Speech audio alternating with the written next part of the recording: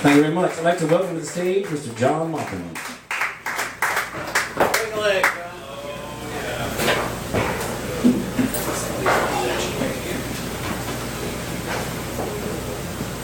Hello, everyone.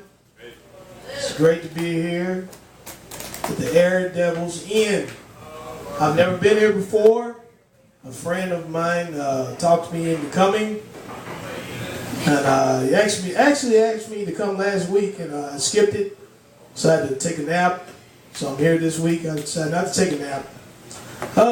Man, I love the graffiti in this place, man. I don't recognize anybody on the wall except for John Wayne and Bill Clinton. I see John Wayne. John Wayne was a great actor, man. He was. I guess. He's the same person in every movie, though. And John Wayne was a cop. He was like, "Put your hands up, Pilgrim." And then John Wayne was a cab driver. "Where you want to go, Pilgrim?" You know, it's like, he could say that in any movie. I could be a great actor, man. I could. I could play a great black person. That'd be great, you know. Yeah. I do it every day. You know, I've been thinking about a lot of different things, man. Different restaurants. I like going to restaurants. I go to them a lot. I'm probably going to be dead soon because I eat so many of them, you know. But as long as I'm happy with my heart attack, that's the way it all is. It's the only thing that matters. You know, different places like Arby's, man. I go to Arby's a lot.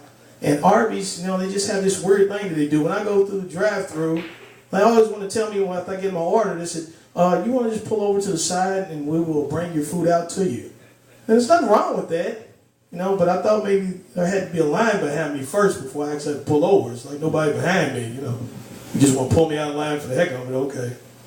And Wendy's, man, we're not on the same wavelength at Wendy's. I love going to Wendy's, but it's strange because I have this thing where I want my food to be right. And every time I rely on them to have my food right, it's never right. When I don't look at the bag, it's not right. When I said look at the bag, it's right. And I said, oh well, I guess this is a game Wendy's going to play with me, you know. And different restaurants, man, you know, I hate, you know, some people, they get mad when they come to these places. Say you come into a restaurant at midnight and some of these people have been working there for 12 hours and you get upset. My food ain't ready, man. It's not right. It's not hot. It's not the right size. It's like, you know, okay, everything could be completely correct if you just stay at home, you know. Because I worked at a restaurant once, man, in different places, like in different holidays, like Mother's Days, Father's Days, you know, it'd be so packed. The line be already wrapped around the building. People get PO'd. They say, I want to sit with my mother. So you can sit with your mom, just stay at home, cook food at home. You can sit with your mom all day long, you know. But you don't want to say it, man, you know, so you just be politically correct. I'll work on that. We'll see if we can get it right for you, you know. And I hate working customer service, man, because customer service, you can never say what you want to say. And see, I'm a janitor, man, so, you know, I'm at the bottom of the totem pole, so nobody has respect for a janitor. A janitor is like toilet paper, because you never recognize him until he's gone, you know. And people panic, man, you know, they do. They panic when they don't find the toilet paper. Oh, my God, there's no toilet paper. But then some people, they just, you know, you can tell people improvise. Like, say you see, like, 6 people go to the restroom and there's no toilet paper. Everybody comes out with no shirts on, you know. I'm going to wipe my butt no matter what, you know. But a janitor's job, hello. Glad you decided to come in the middle of my act, you know. That's all right. No, it's okay. We're just going to put a sign out there that says, somebody's up here telling jokes, get out here in the beginning of the act, you know. But, you know, we're not going to be violent about this, you know, because you might get in and say, well, it wasn't even funny, so I'm glad I came in when I did, you know. This place looks like it might be the beginning of a robbery or something, you know. And somebody might walk in, put all your hands up, you know. Well, I'm not going to put my hands up. I'm going to use this microphone as a weapon. Because I don't want to be involved in a robbery. But I will say this, please tip the bartender. Because the bartender, if you don't tip him, he's going to tip your damn car over, you know. So you don't want to make the bartender mad, man, because, you know, this guy's got lots of weapons back there. Been plenty of glasses and stuff, alcohol thrown in your face. But if you're an alcoholic, you don't mind him throwing some liquor in your face. Throw another glass in my face, you know. Because I know my brother, he would love to be in here right now because he's an alcoholic. My brother's a great alcoholic, man. I mean, he's good at what he does.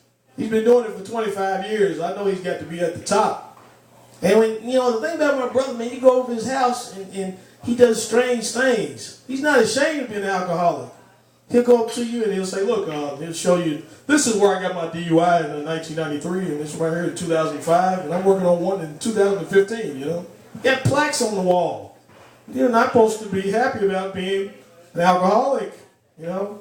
That's something you're supposed to keep inside. You know, you just walk inside, oh, I'm a great person. I got a job. I'm a very productive person. Then you find out later on this guy's been locked up like 6 times in 15 minutes, you know. And I ain't got no time to be going to jail, man, so I always stay sober. You know, I just do other things like rob banks, you know, do that. Right, Sam? Yeah.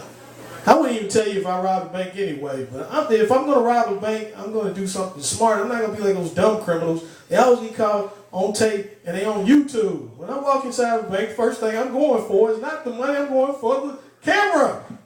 You know, get rid of the camera first. Then do what you want to do. Now if you want to be stupid and tape yourself, say, hey, I got all the money and I'm taping myself, not the bank, you know.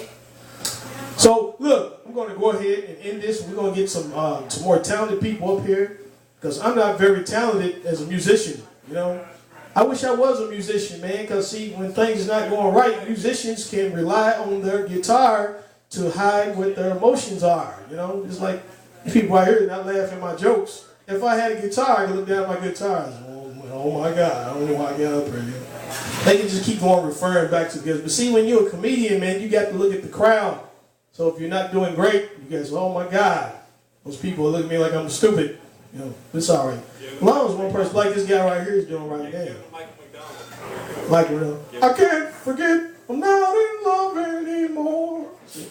Never thought that would come out of a black person's mouth, did you? You know? I'm not really black, I'm just white. You know, white on the inside, black on the outside. Are you one of those people, man? I hate when people say this, you know, some of those people that they don't want to admit that they're racist. It's, oh, no, I'm colorblind.